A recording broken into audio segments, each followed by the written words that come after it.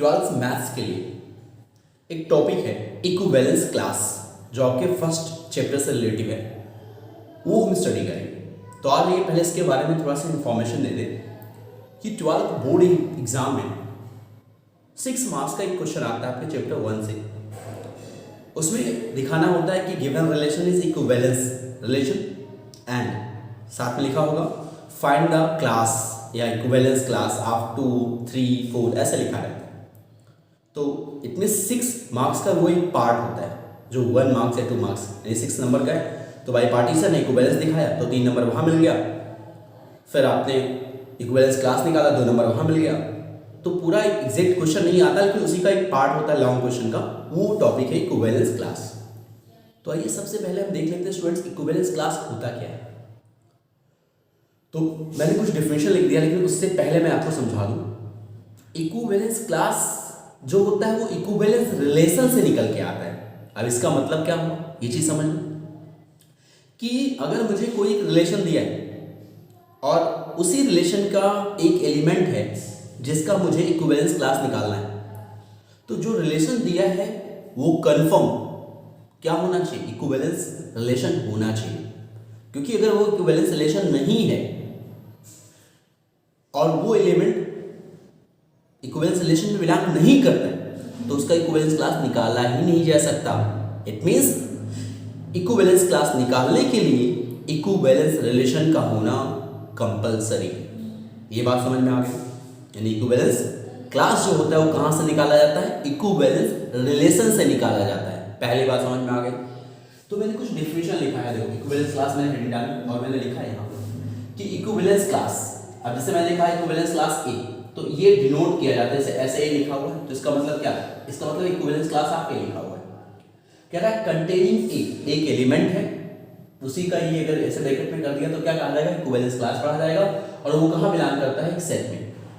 किसके लिए, यानी किसी एक एलिमेंट का इक्विवेलेंस क्लास है, ये सिंबल है, तो किसके लिए, for an equivalence relation R, यानी जो एलिमेंट होता है वो एलिमेंट किसके लिए निकाला जाता है, इक्विवेलेंस रिलेशन के लिए निकाला जाता है। समझ में आ गया। और कह रहा है कंटेनिंग ऑल एलिमेंट बी, मतलब जैसे ए का इक्विवेलेंस क्लास आप निकाल रहे हो तो वो उसका सॉल्यूशन क्या है, हर वो एलिमेंट बी आएगा रिलेटेड टू ए, यानी ए से जो जुड़ा है एलिमेंट बी, इस रिलेशन के अकॉर्डिंग हर एक एलिमेंट जो बी होगा वो इक्विवेलेंस क्लास कहलाएगा। अभी उम्मीद है कि बहुत कुछ पॉइंट्स आप समझे होंगे। तो आज वो कुछ एग्जांपल भी मैंने लिख दिया है, दैट इज करके मैंने बताया, इसको और अच्छे से स्प्लिट कर दिया। फिर लैंग्वेज हो सकता है आपको प्रॉब्लम हो जाए, क्योंकि मैंने कहा ए और बी जो कनेक्ट होते हैं, तो ए और बी का कनेक्शन है, तो बी जो ए से कनेक्ट है वही बी ही इक्विवेलेंस क्लास होगा ए का। तो मैंने थोड़ा सा अच्छे से एक्सप्लेन किया कि इक्विवेलेंस क्लास ऑफ ए, यानी ए का इक्विवेलेंस क्लास हो तो किसे डिनोट किया जाता है, इससे डिनोट किया जाता है। समझ में आ गया। और वहां जो ए एलिमेंट होता है जिसका इक्विवेलेंस क्लास लिखा गया है वो कहां बिलोंग करता है, डोमेन में बिलोंग करता है। और किस तरह से बिलोंग करता है, मैंने लिखा ए। अब ये मतलब समझिए कि इक्विवेलेंस क्लास ऑफ ए का जो इक्विवेलेंस क्लास होगा वो क्या कहलाएगा, बी कहलाएगा। और बी किस तरह से जुड़ा हुआ है, ये इस तरह से जुड़ा हुआ है, यानी इक्विवेलेंस क्लास जिसका निकालते हो वो रेंज में मिलना चाहिए, और उस रिलेशन के अकॉर्डिंग जो डोमेन का एलिमेंट होगा वही इक्विवेलेंस क्लास कहलाएगा। यानी इस तरह से अगर लिखा है तो ए का इक्विवेलेंस क्लास क्या होगा, केवल बी हो गया। बात समझ में आ गई, थोड़ा सा 50% समझ में आ गया। अब आधा एग्जांपल और ले लेते हैं ताकि 100% आपको समझ में आ जाए। क्योंकि मैंने कहा इक्विवेलेंस क्लास के लिए इक्विवेलेंस रिलेशन का होना कंपलसरी ही मस्ट है। तो मैंने लिखा कि let A is equal to 1, 2, 3 element मांगिए, और मैंने कहा एक क्वेश्चन लिखा हुआ है 1 नंबर का है, आपको याद हो, and R is equal to this, देखो ये लिखा हुआ पूरा यहाँ पे, be an equivalence relation on A, यानी ए एक सेट था और उसने कहा कि आर एक ऐसा रिलेशन है जो क्या है, इक्विवेलेंस रिलेशन। तो मुझे क्या निकालना है, इक्विवेलेंस क्लास ऑफ 3, क्योंकि अभी मैंने बताया कि कोई भी एलिमेंट जिसका इक्विवेलेंस क्लास निकालना है वो एलिमेंट उसकी इक्विवेलेंस रिलेशन में होना चाहिए, उससे रिलेटिव जो रिलेशन होगा वो कैसा हो, इक्विवेलेंस। तो यहाँ तो है। तो आज हम इस डेफिनेशन को देखते हैं, फॉलो करते हैं। सॉल्यूशन देखो इसका, ये डेफिनेशन जो कहता है कि ए, अब एक जगह पे यहाँ क्या है 3, तो इस रूल के अकॉर्डिंग लिखोगे, पहले तो भाई एक नंबर क्या है समझना है आपको, तो ए की जगह पे मैंने लिख दिया 3, यहाँ तक क्लियर। और फिर मैंने लिखा यहाँ भाई बी आएगा कुछ, बी रहने दो ऐसे, और फिर मैंने लिखा बी बिलोंग्स टू ए, और फिर डिफरेंशियल के अकॉर्डिंग क्या लिखा बी, और ए की जगह पे मैंने क्या लिखा है 3, और फिर मैंने लिखा बिलोंग्स टू आर। भाई देखो अभी मैंने डिफरेंशियल उठा के रख दिया, अभी डिफरेंशियल से आपका 100% क्लियर हो जाएगा। तो अब आ जाओ इस इक्विवेलेंस जो ये रिलेशन लिखा हुआ है बी, यहां क्या होगा, हर वो पेयर को सेलेक्ट करो जिसमें रेंज जो है सेकंड एलिमेंट जो है वो क्या है 3 है, हर वो पेयर को लिखो इसका मतलब, और उस पेयर का जो डोमेन वाला एलिमेंट होगा वही क्या कहलाएगा, क्लास कहलाएगा। तो आ जाओ भाई यहाँ लिखते हैं, देखो इसमें तो भाई जहां यहाँ 3 लिखे रेंज लो उसी को लो, जैसे देखो एक यहाँ हो गया, मैं रेड पेन से ये कर दो, देखो एक ये हो गया 3 आ रहा है, एक यहाँ 3 आ रहा है, एक यहाँ 3 आ रहा है, और क्या कहीं 3 है नहीं है।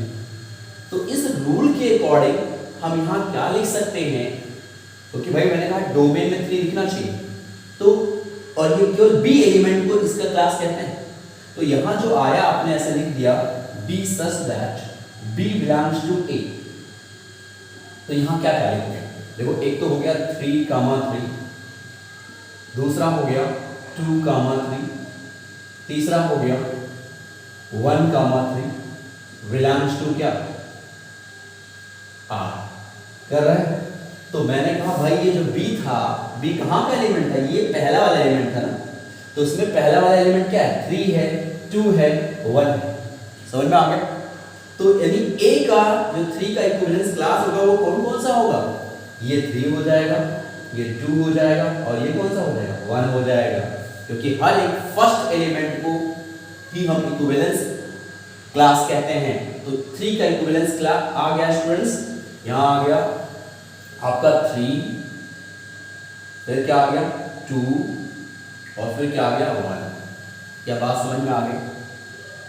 तो आज हम सेकंड एग्जांपल लेते हैं, और कल आपको एक 6 मार्क्स का एक क्वेश्चन अपलोड किया था, आप लोगों ने वॉच किया होगा उसको, तो उसमें भी इक्विवेलेंस क्लास निकालना मैंने बताया था लास्ट में, 6 मार्क्स का था।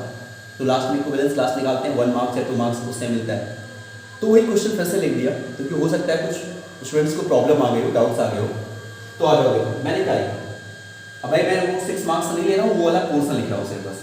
तो मैं लिख दिया let A equal to this लिखा हुआ है, एंड आर एक ऐसा रिलेशन लिखा हुआ है, देखो लिखा ए कामा बी और A modulus A minus B is divisible by 4 is equivalence relation.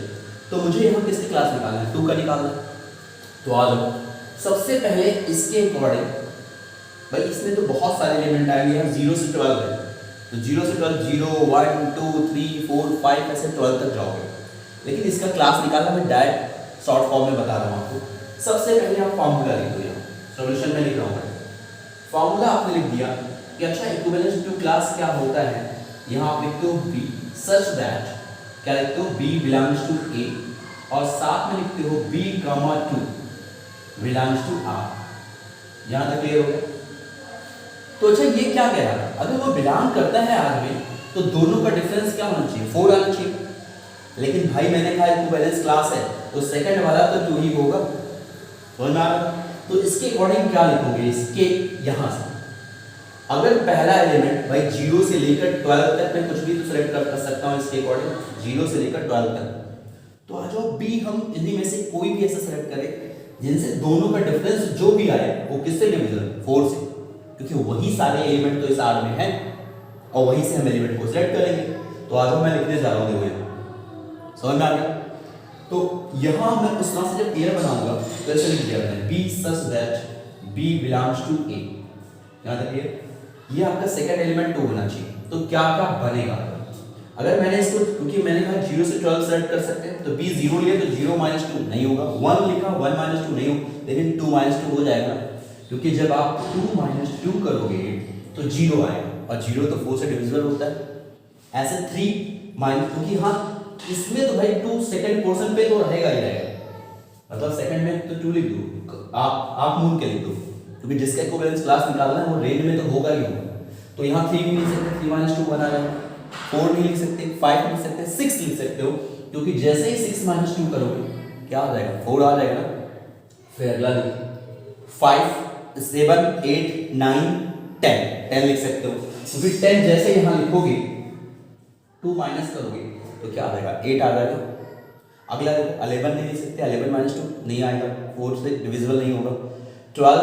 12 minus 2 क्या है 8, 10 आएगा, 10 आएगा। तो 12 माइनस 2 10, वो भी डिविजिबल नहीं होगा। तो देखो ये जो इस रूल को फॉलो करने वाले हैं, इस रिलेशन में रहने वाले एलिमेंट हैं और डिफरेंस दोनों का 4 से डिविजिबल होगा, वो इतने ही एलिमेंट होंगे। तो जब इसका क्लास लिखोगे तो भाई डिफिनेशन तो पहले जानते हो कि डोमेन के सारे एलिमेंट, इस तरह से इसको डिफाइन करने वाले डोमेन के जितने भी एलिमेंट होंगे वही क्या कहते हैं क्लास। तो यहाँ 2 का क्लास क्या हो गया, फिर यहाँ हो जाएगा पहला एलिमेंट 2 हो गया, फिर 6 हो गया और फिर कौन सा हो गया 10। तो यानी आंसर आ गया 2 6 10। ओके स्टूडेंट्स, अब भाई कमेंट बॉक्स में कमेंट जरूर कर दीजिएगा कि आपको इक्विवेलेंस क्लास समझ में आ गया नहीं आ गया, क्योंकि ये बोर्ड एग्जाम में 6 मार्क्स का जब क्वेश्चन आता है तो उसी में से एक पार्ट होता है इक्विवेलेंस क्लास दिखाना। क्लियर हो गया? ओके स्टूडेंट्स, फिर मिलते हैं नेक्स्ट वीडियो में आपके नेक्स्ट डाउट के साथ। तो आपको जिस भी टॉपिक में कोई प्रॉब्लम हो तो एक बार कमेंट बॉक्स में कमेंट करिए, फिर मैं उस पर आपको वीडियो प्रोवाइड करा दूंगा, आपके डाउट्स क्लियर हो जाएंगे। ओके स्टूडेंट्स, इसके लिए ना आपको कुछ पैसे देने हैं ना कुछ पे करने हैं, बस आप अपनी प्रॉब्लम्स बताइए मैथ्स में, वो प्रॉब्लम मैं दूर करूंगा। ओके स्टूडेंट्स, सो मिलते हैं नेक्स्ट वीडियो में। Okay students.